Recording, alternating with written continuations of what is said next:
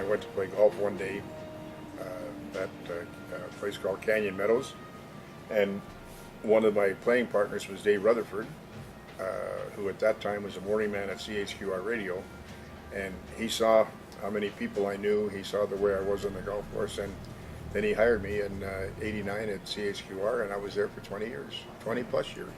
Oh, no question. I had a beer with him just the other day, Larry Robinson, kicking the ball in 1970 in Saskatchewan, because I was there. We were doing the broadcast. I was doing color with Eric Bishop. It was 970 million below zero, and how he kicked into that wind, and under those conditions, I'll never understand.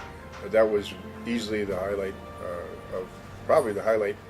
I mean, I've played golf with Samuel L. Jackson. I've had fights with Evel Knievel.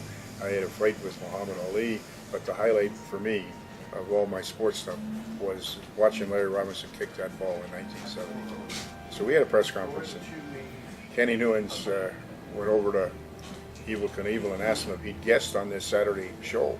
And he said, we have a little panel of sports reporters, and they'll ask you questions.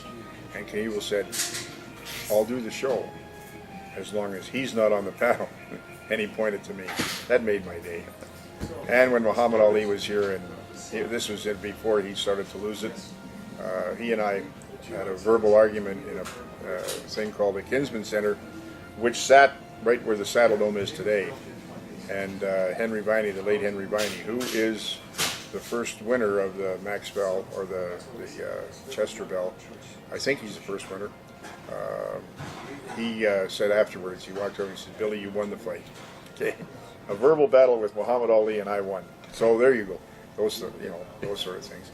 That was a big night when I went to Red Deer, and I like to tell it. And I told the story this morning that Katrina LeMay-Doan and Wayne Gretzky say that their highlight of their life was going into the Alberta Sports Hall of Fame the same night as Billy Powers. Okay, that's just the way I look at that. But that was a big night for me.